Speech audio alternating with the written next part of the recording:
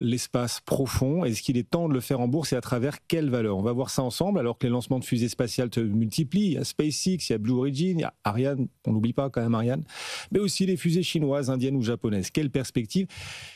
Déjà, quand on pense, Rolando, au spatial, on a des fusées et des satellites plein la tête. Mais est-ce que cette thématique se limite aux fusées et aux satellites?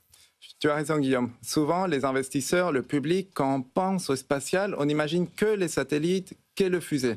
Mais il y a tout un écosystème derrière. Alors, ils ont raison de focaliser sur les fusées, puisque c'est la voie d'accès dans l'espace. Et s'il y a une renaissance de ces secteurs, c'est bien pour une raison, c'est parce que le coût d'accès à l'espace baisse. Pour donner un ordre des grandeurs, il y a une dizaine d'années, envoyer 1 kilo des matières dans l'espace coûtait 25 000 à 30 000 $ par kilogramme. C'était plutôt cher. Aujourd'hui, puisqu'on a eu SpaceX, on a d'autres lanceurs qui suivent, on a divisé par 10 ce coût, 2 500, 3 000 $, et surtout demain, on va le diviser à nouveau par 10 d'ici 300 ans. Donc ça permet finalement d'accélérer cette capacité d'aller dans l'espace, puisqu'on a l'infrastructure désormais, et donc de faire plein de choses. L'impression 3D d'organes humains, des nouveaux médicaments, aller chercher des matériaux qui sont rares sur Terre, peut-être abondants dans l'espace. Antoine. Il y a un truc un peu fascinant. Alors, vous nous parlez de fabriquer des organes dans l'espace, mais même depuis des dizaines d'années, on voit dans l'ISS les scientifiques faire pousser des plantes, amener des animaux pour voir comment ils réagissent en apesanteur. C'est quoi le but, en fait, le but ultime de ces recherches? Alors ça, je pense que ça parle du fait que sur Terre, lorsqu'on fabrique des objets, on fait pousser des plantes, des animaux, on peut contrôler plusieurs variables. Température, l'humidité, pression. Mais il y a une constante sur Terre, c'est la gravité, omniprésente. On ne peut pas l'extraire.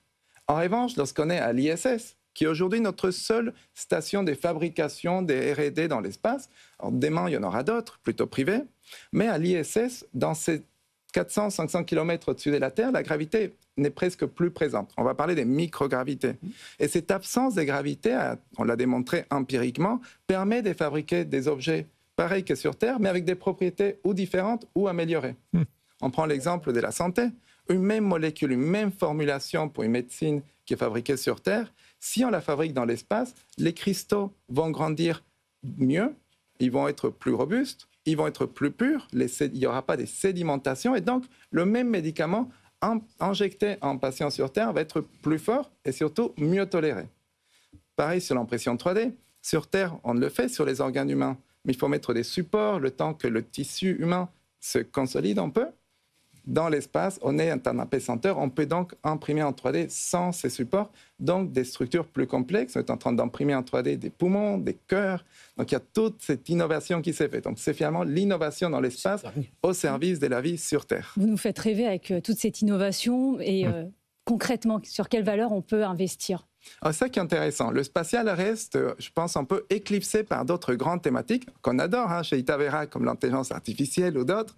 Mais dans le spatial, il y a du choix. Je vais parler, j'ai 2 idées en tête. Une société américaine, Redwire, qui justement est aujourd'hui le leader dans l'impression 3D dans l'espace. À la fois par des développements organiques comme par des acquisitions. Ils ont racheté Made in Space, TechShot, des sociétés qui faisaient à l'ISS de l'impression 3D d'organes humains, des tissus. Ils les ont rachetés. Aujourd'hui, c'est le leader mondial là-dessus. Quand on voit aussi les panneaux solaires se déployer dans l'espace, c'est eux qui les fournissent. Ces panneaux solaires qui sont enroulés pour qu'ils puissent se dérouler dans l'espace. Ils sont aujourd'hui, là on ne parle pas des microcaps, c'est une société qui fait déjà 1 milliard de capitaux boursières, qui accélère sa croissance en 2025. Donc on a ce type de valeurs sur lesquelles on peut se diriger. Redwire.